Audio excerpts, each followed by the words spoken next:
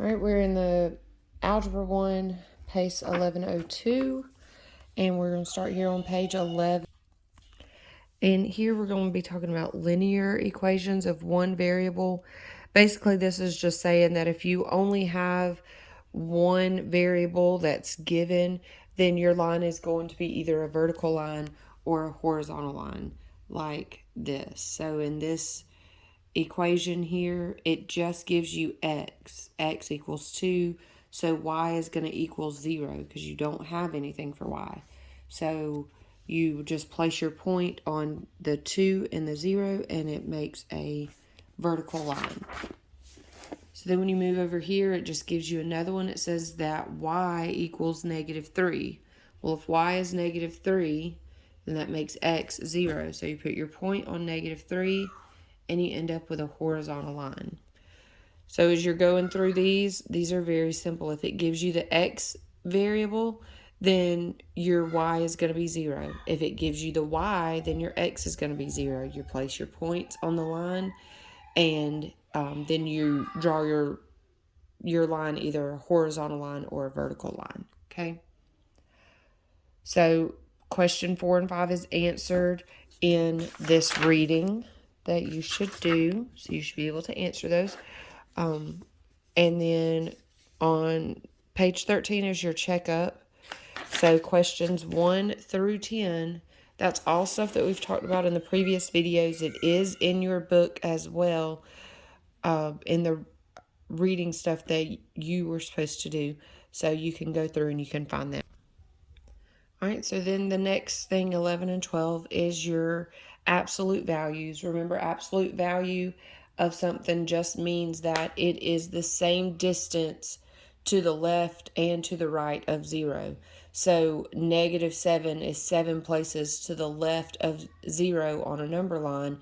+7 is 7 places to the right of 0 on a number line. So this answer right here, when you drop your absolute value sign, is going to be 7.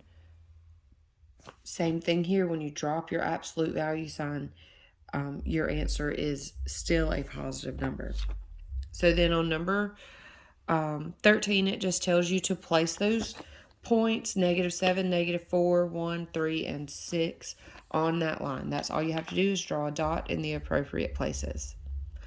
In this one, remember we did this one back over on page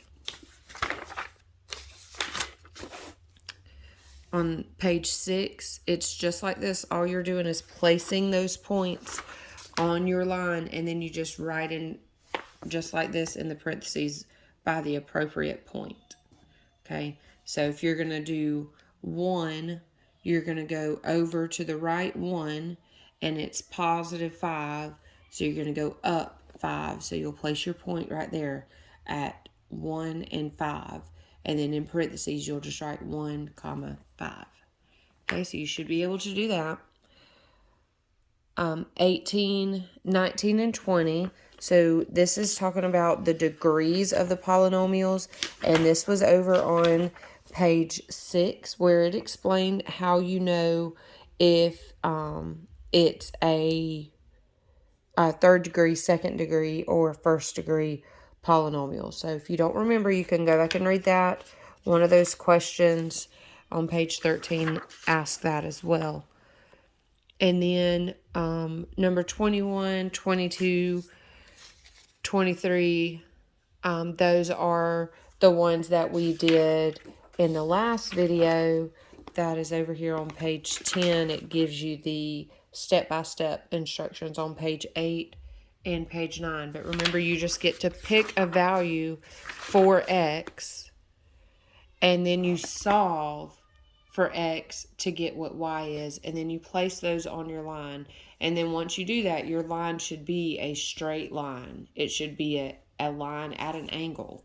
Okay, that is for number 21, 22, and 23. If you don't remember how to do that, you just need to go back to the last video and re-watch it. But all you have to do is put a value in for x and then solve for y. It doesn't matter what the value is. And then when you go score it, as long as your points fall on the line that are on the line in the score key, then your answer is correct. But if your line is not the same as what the line is in the score key, then your answer is incorrect.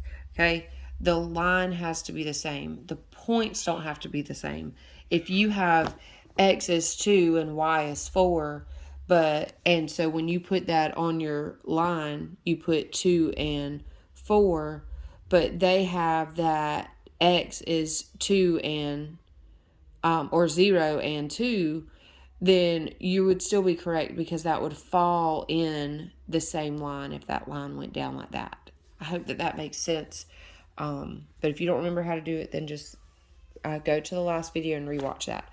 And then page 15 and the top of page 16 is what I just talked about here on page 12.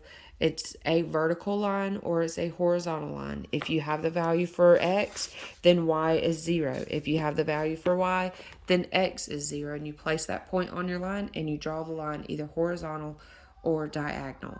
So these pages there, page 11 through 15, should be pretty simple because it is just review. The majority of it is just the checkup. So you should be able to do that. If you can't, just go back to video 1 and video 2 and rewatch it and get those concepts drilled in your head so that you can do that just really quick and you won't have to think too much about it, okay?